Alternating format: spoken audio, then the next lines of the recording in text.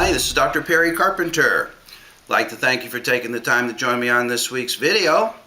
On this week's video, we're continuing with our ongoing emergency broadcast regarding the Division of Workers' Compensation's recent discipline and stripping of over 400 QMEs of their QME credential. And in last week's discussion, I told you that that was our last discussion in that series.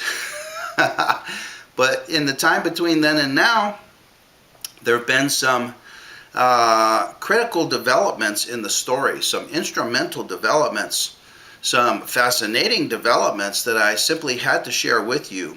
And thus, that brings us to today's discussion.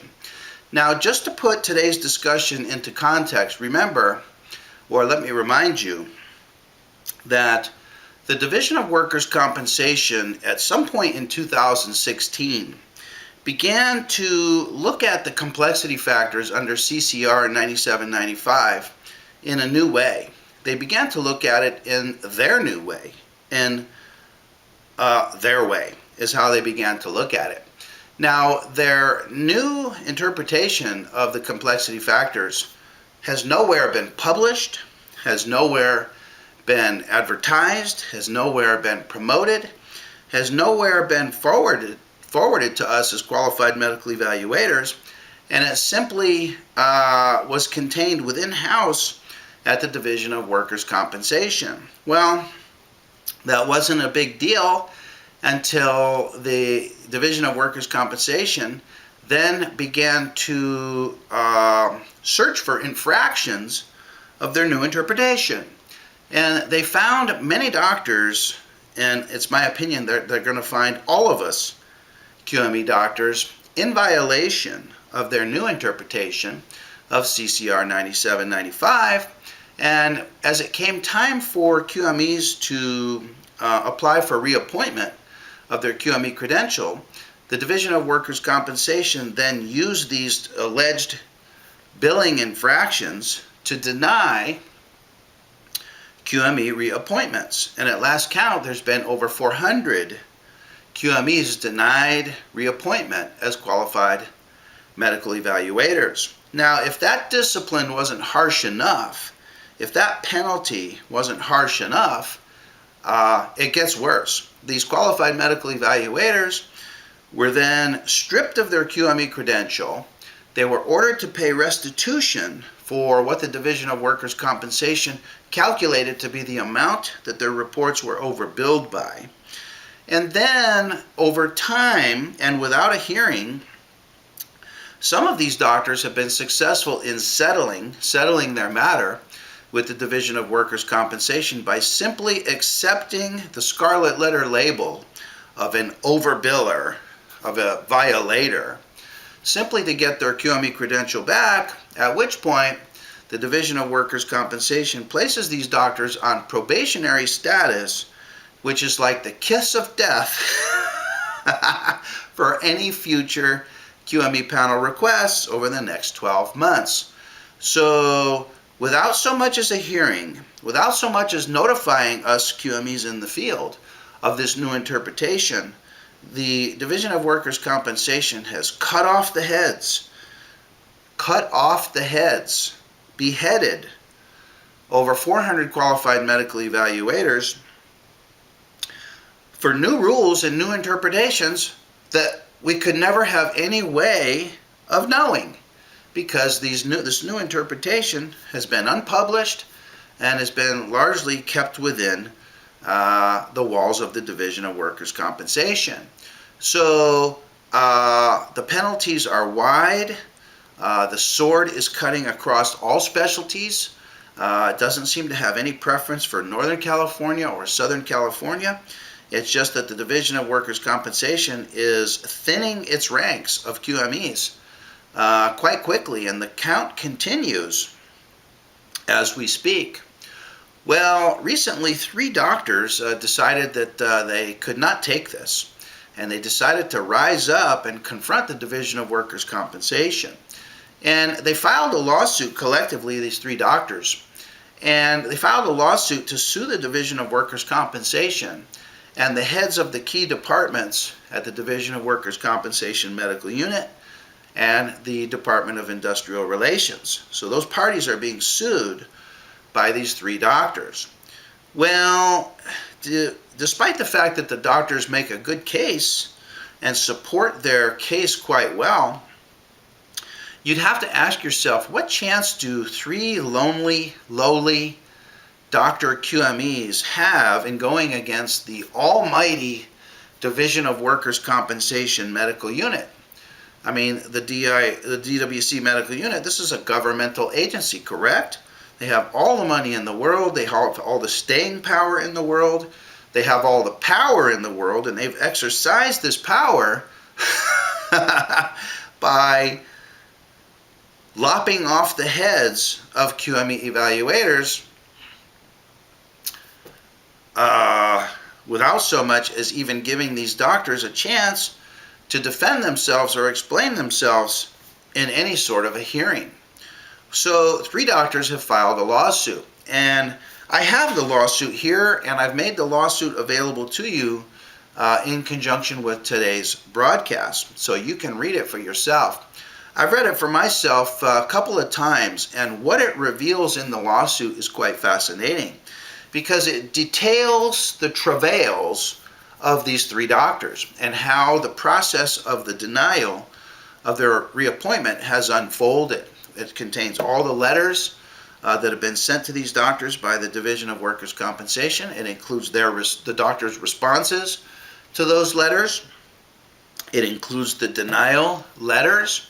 And in this lawsuit and through these correspondences to these three doctors, the Division of Workers' Compensation's strategy becomes exposed.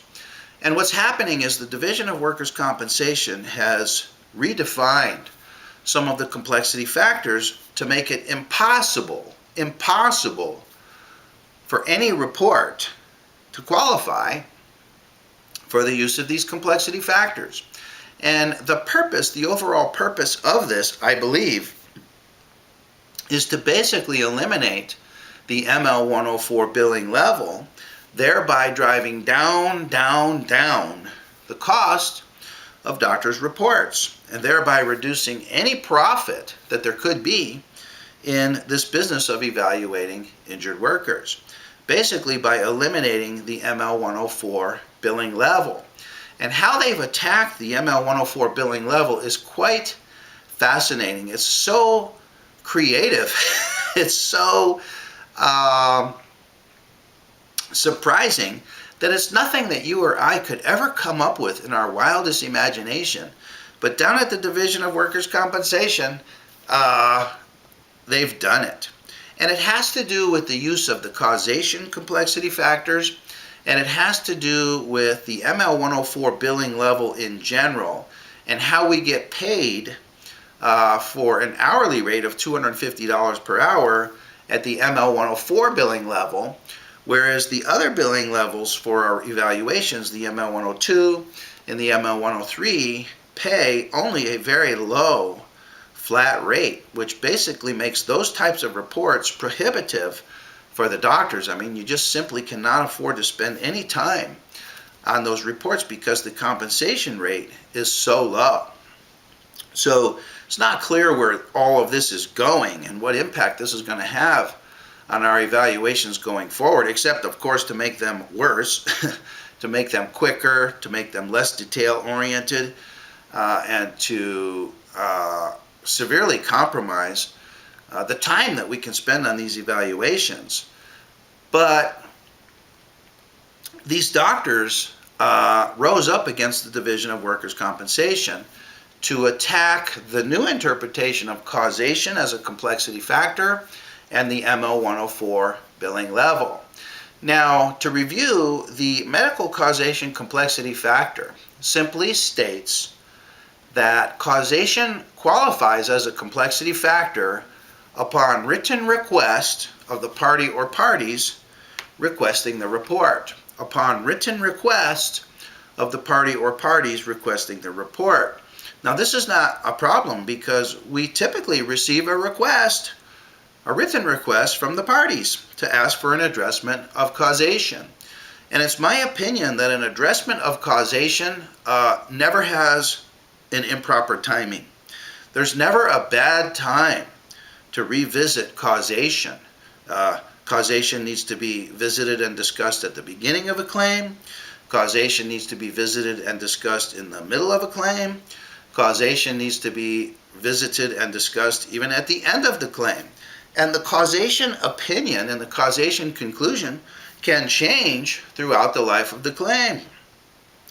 Well, through some twist of logic, or I don't know where this came from, the Division of Workers' Compensation has recently started saying that causation as a complexity factor can never apply in the case of an accepted claim, because with an accepted claim, industrial causation, AOE, COE, has been accepted by the claims administrator, and causation is no longer in dispute. And of course, that makes no sense at all. That makes no sense at all.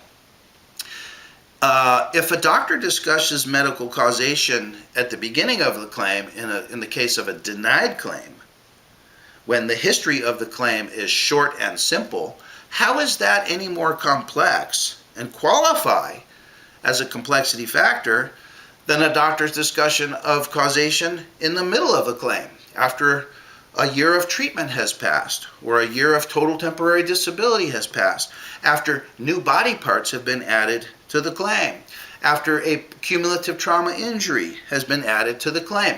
How is a doctor's discussion of causation at that point in time any less complex than a discussion of causation at the beginning of the claim? How is a doctor's discussion of causation at the end of the claim any less complex than at any point prior? It's not. Discussions of causation require complex decision making from the doctor, regardless of what point in the claim we may be visiting the examinee at.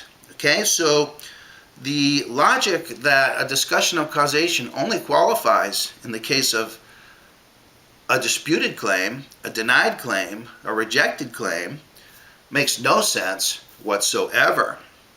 And there's no language in the law that requires that. It simply says in the language of the law that causation qualifies as a complexity factor upon written request of the party or parties requesting the report. Now, it's my suspicion that many of the doctors who are getting disciplined by the Division of Workers' Compensation probably deserve it, because probably what they're doing is they're invoking the complexity causation factor without a written request. And it specifically states in the letter of the law, upon written request of the party or parties requesting the report. So what should you do? What should you do? Here is what I recommend that you do going forward until this matter is resolved. It's my opinion that the causation complexity factor will apply when you have a written request. So in your report, make a big deal about the written request. Show the parties your authority through the written request, your authority for invoking causation as a complexity factor. Support your causation complexity factor by making reference to and answering the questions from the written requests. Now, it's my suspicion that the doctors who've been disciplined probably deserved it. They might have deserved it. And I'm not speaking in specific about any doctors at all, including the doctors who filed this lawsuit.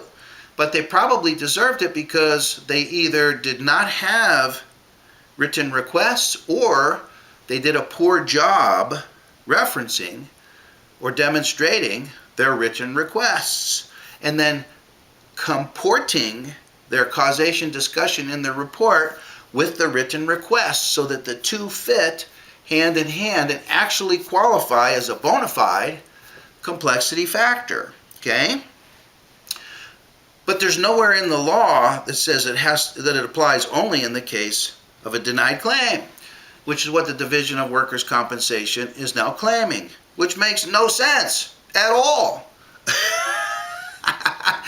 Imagine this. Imagine this. You get cover letters from the parties, and the cover letters include written requests for causation.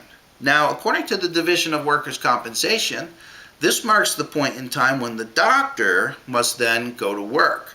The doctor must get on the phone, or the doctor must write letters to find out if indeed causation qualifies as a complexity factor in this case, because medical causation is an issue, or that the claim has been denied, or that there's a contested claim. In other words, the doctor then has to do some investigative reporting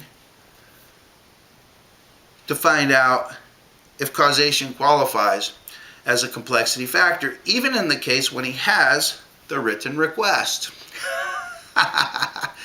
Which makes no sense.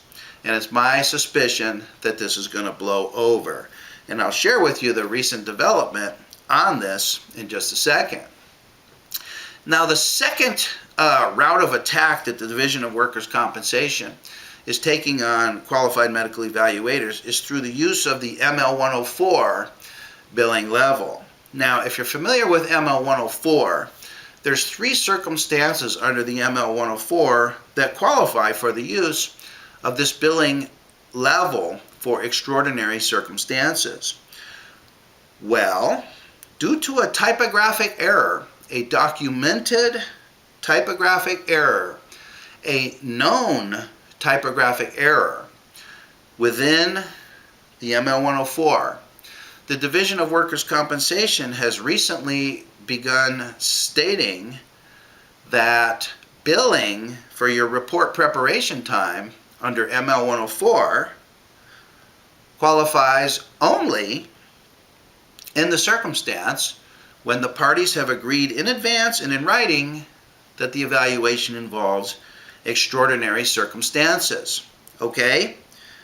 It used to be that the ML104 allowed for report preparation time and payment for report preparation time in conjunction with all the other activities involved with the evaluation, such as review of records time, face-to-face time, any other activities involved in producing the evaluation were reimbursed at the hourly rate of $250 per hour under the ML104. But because of a typographic error, the Division of Workers' Compensation has put a whole new spin on this. And it's my opinion that this is going to wash over as well, because it has no basis whatsoever. It has no basis in the historic drafting of the ML104. And what I want to share with you today has to do both with the lawsuit, which we've discussed, and I've attached a copy of the lawsuit to this discussion, so you should read that. In addition to the lawsuit, I want to talk to you about a development related to the lawsuit that I think is going to expedite the resolution of this process, because I believe that very quickly the Division of Workers' Compensation is going to be chagrined and embarrassed for their shenanigans and their suspension of 400 doctors and this new interpretation, which is being referred to as an underground regulation. Well, imagine this. This happened just last week. As a component part of the lawsuit that's pending in Los Angeles, there has come support from a third party to support the doctor's position and the doctor's use of the complexity factors the way that they did, and to contest the Division of Workers' Compensation's new interpretation of the complexity factors. So let me ask you, what type of third party could reasonably expose the Division of Workers' Compensation and their crafty dealings? Who could do that? What type of person within the state of California would have the authority, would have the credibility, would have the knowledge of the history of the developments of these rules and these laws that could sufficiently rise up and embarrass the Division of Workers' Compensation? Well, one such person has come forward. And her name is Sue Honor Vangarov. You may have heard of Sue Honor Vangarov. She's a frequent speaker within the workers' compensation community. And Miss Vangarov, who's an attorney, has filed a declaration in support of the 3 doctors who are suing the Division of Workers' Compensation. And it's her opinion, Miss Honor Vangarov's opinion, that the Division of Workers' Compensation has no basis and no support whatsoever in their recent position and in their suspension and in their denial of reappointment of qualified medical evaluators. Can you believe that? Well, it's what we suspected was true. It's what we've known is true. And everything that Miss Honor Vangarov is saying is exactly the same as I've been saying over the course of the last 4 videos. But now we have a person of credible authority. And I want to read for you some of the key statements from her declaration.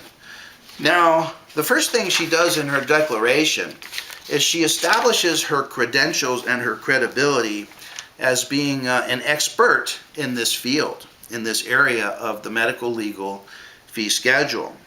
And I want to read to you some of her credentials that make her a person qualified to comment on these issues.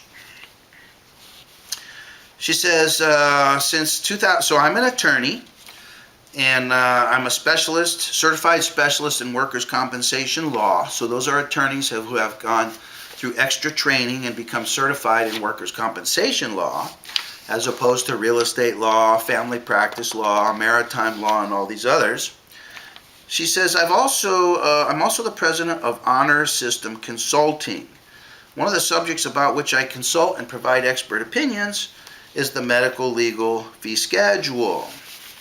I worked for the state of California in various workers' compensation related positions from 1992 to 2011. That's 19 years. From 2000 to 2003, I was a supervisor within the Division of Workers' Compensation, the DWC. She was a supervisor of the Department of Industrial Relations. From 2003 on, I was the manager of the Industrial Medical Council and its successor entity, the DWC Medical Unit. She was the manager of the DWC Medical Unit. Do you think she knows anything about the operations of the DWC Medical Unit? In 1994, I became an information and assistance officer and worked at the DWC Appeals Board. In 1996, I moved to DWC headquarters in San Francisco. In 1997, I received more training on the fee schedules, including the medical legal fee schedule, and I began doing fee schedule presentations all around the state of California as a representative of the Division of Workers' Compensation. In 1998, the Division of Workers' Compensation promulgated a new medical fee schedule for treatment. I was heavily involved in helping to draft the new official medical fee schedule. So she's involved in both the medical treatment side and the medical legal side for qualified medical evaluators. By 1999, I had established myself as the DWC's resident expert regarding all the fee schedules, including the medical legal fee schedule pertaining to QMEs. In 2000, I was promoted to supervisor at the DWC's new call center in Walnut Creek. 2003, I was again promoted, this time to manager of the Industrial Medical Council, which became the DWC Medical Unit in 2004. I remained a manager of the DWC's Medical Unit and the DWC's expert in all the fee schedules until 2011. From 1999 to 2011, I lectured on all fee schedules, including the medical legal fee schedule, at the yearly DWC conference in California. So what she goes on to tell us is that with regards to the official medical legal fee schedule, she's the man. She's the man. What she's telling us here in this declaration is that she's the man when it comes to the official medical fee schedule and the medical legal fee schedule. She helped to write it. She helped to draft it. She helped to edit it. She helped to hold the public comment periods and all the steps involved with rule making that all of these rules have to follow in the state of California. She was involved, and principle is probably the best word, in each one of those stages. Once the official medical fee schedule and the medical legal fee schedule were established, she became the Division of Workers' Compensation's spokesperson in charge of teaching the medical legal fee schedule to all parties throughout the state of California. So she's the man. And what she goes on to say is that except in the current circumstance where over 400 doctors have been denied their QME reappointment, she says, up until now, the Division of Workers' Compensation has always followed the due process procedures set forth in the Administrative Procedures Act when making any changes to the medical legal fee schedule. So when changes to the medical legal fee schedule are proposed, it has to go through at least a 6-step due process. Well, none of those 6 steps have been employed or adopted or fulfilled with the DWC's new interpretation of the medical legal fee schedule. That's why this new interpretation is being referred to as an underground regulation. Underground regulation because it hasn't gone through the due process procedure. So if it hasn't gone through due process, how are we supposed to know about it as qualified medical evaluators in the field? How? How are we supposed to know? We're getting our licenses suspended on random rule changes that haven't even gone through the due process process. That's why they're being referred to as underground regulations. She then goes on to say exactly what we said earlier about the causation complexity factor. Here it is. The author of the medical legal fee schedule says this about causation. The medical causation complexity factor is set forth in Billing Code 103, Section 6, which is in turn incorporated into Billing Code ML 104.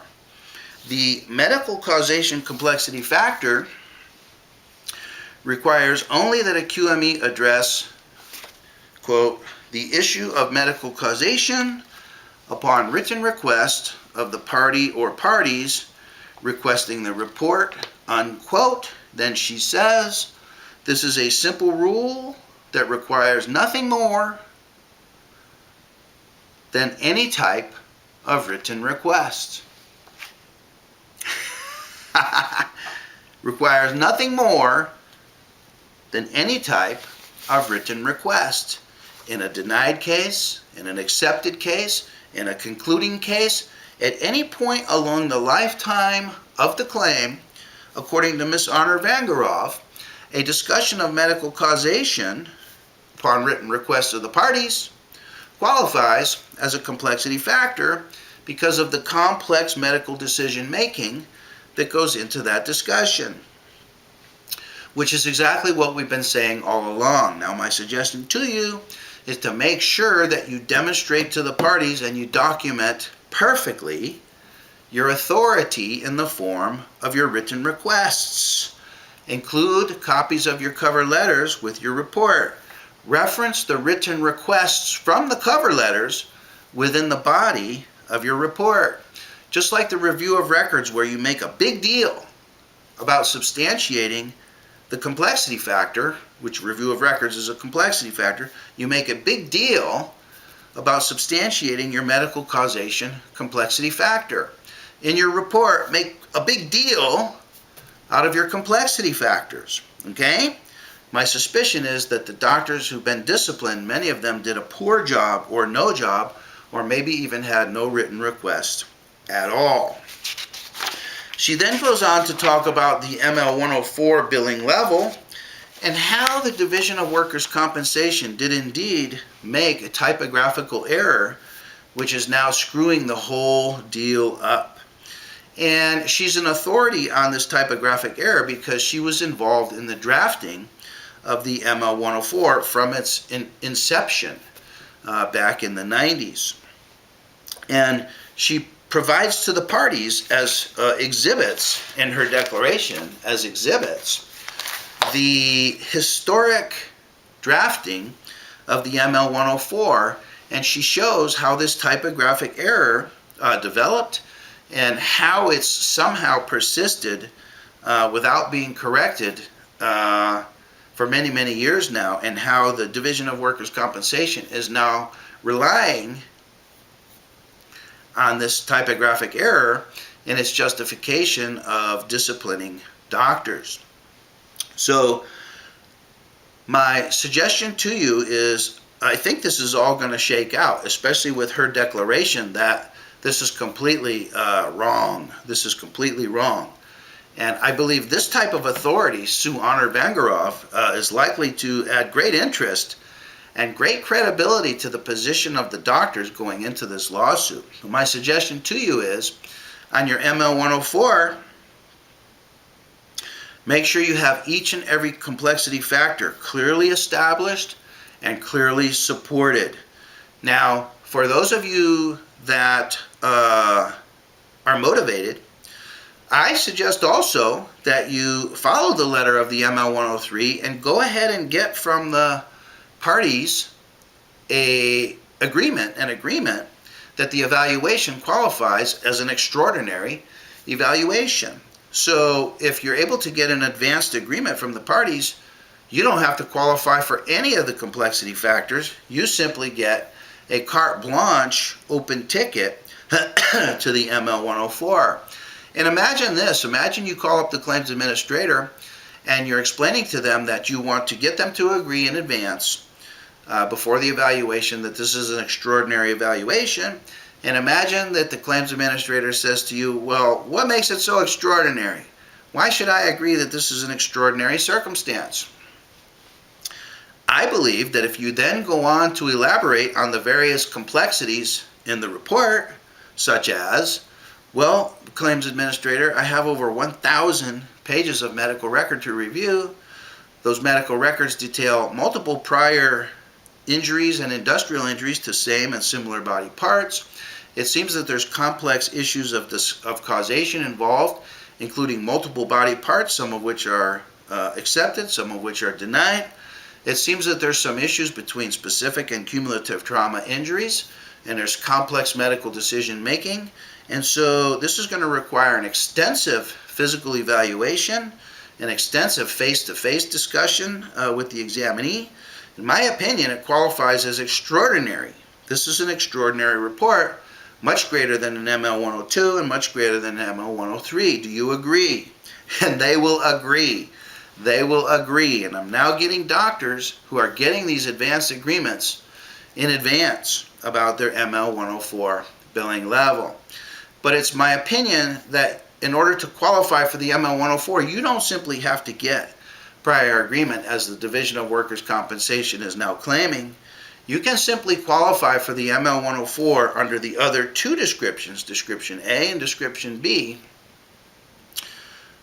that tell us what up till now has always qualified as an ML 104. And I believe that if each and every one of your complexity factors is fully justified, is fully legitimate, and you do a fantastic job within the body of your report in satisfying that complexity factor, it's my opinion that no authoritative body anywhere will contest your billing level, and every insurance carrier everywhere will pay for your reasonable billing for the time you spent on the evaluation. I believe that's where this all is going, and it's my hope that the declaration of Ms. Honor Vangerov will help us.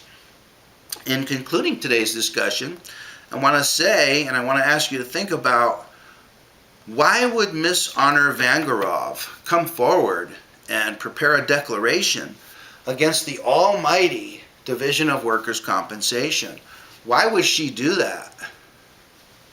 Why do you think that she would take such a bold move to speak out against these underground regulations? Well, it's my opinion that the grievance must be great. The grievance must be great in order for her to come forward and put in writing some bold statements that call into serious question the ethics and the integrity and the intention of the Division of Workers' Compensation. I mean, over 400 doctors have been purged from the system. This is a severe beheading, and Ms. Honor Vangerov is now coming forward to speak about it.